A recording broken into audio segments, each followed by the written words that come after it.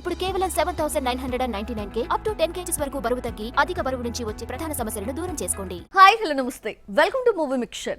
టాలీవుడ్ లో హీరోయిన్ కొరత గట్టిగా ఉంది. ఏ ప్రాజెక్ట్ కి ఏ బ్యూటీ ఫైనల్ అవుతుందో చెప్పలేని పరిస్థితి. ఇలాంటి సిచ్యువేషన్ లో జాక్ పాట్ కొట్టేసింది బుట్టబొమ్మ. గత కొంతకాలంగా సాలిడ్ హిట్ లేకపోయినా క్రేజీ ప్రాజెక్ట్ లో ఛాన్స్ దక్కించుకుంది. టిల్లు స్క్వేర్ తో టాక్ ఆఫ్ ది టౌన్ గా మారాడు సిద్ధు జొన్నలగడ్డ.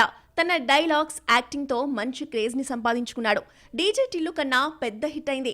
సిద్ధు కెరీర్ లో ఫస్ట్ 100 కోట్ల మూవీగా నిలిచింది. అందుకే ఈ ప్రాజెక్ట్ కి థర్డ్ పార్ట్ గా టిల్లు క్యూబ్ ని అనౌన్స్ చేశారు మేకర్స్. ప్రెజెంట్ జాక్ తెలుసు కదా మూవీని తెరకెక్కిస్తూనే టిల్లు క్యూబ్ స్క్రిప్ట్ కోసం కూడా వర్క్ చేస్తున్నాడు సిద్ధు జొన్నలగడ్డ.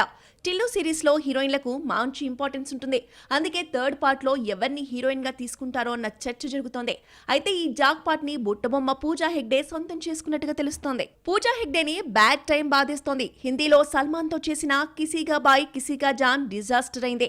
అంతకుముందు వచ్చిన సినిమాలు సూపర్ ఫ్లాప్లే. అయినా బుట్టబొమ్మ వైపు సిద్ధు మొగ్గు చూపడం వెనక ఒక స్ట్రాటజీ ఉందంటున్నారు. టిల్లు స్క్వేర్ కి అనుపమ పరమేశ్వరిని సెలెక్ట్ చేసినప్పుడు చాలా కామెంట్స్ వచ్చాయి. కానీ సినిమా రిలీజ్ తర్వాత లిల్లీ పాత్రలో ఈ బ్యూటీ మ్యాజిక్ చేసిందే. గ్లామర్ డోస్ తో కూడా మెప్పించింది. అందుకే టిల్లు క్యూబ్ కి పూజా హెగ్డే ఎంత మాత్రం రాంగ్ చాయిస్ కాదంటున్నారు క్రిటిక్స్. పూజా ప్రెజెంట్ బాలీవుడ్ లో 2 సినిమాలు చేస్తోంది.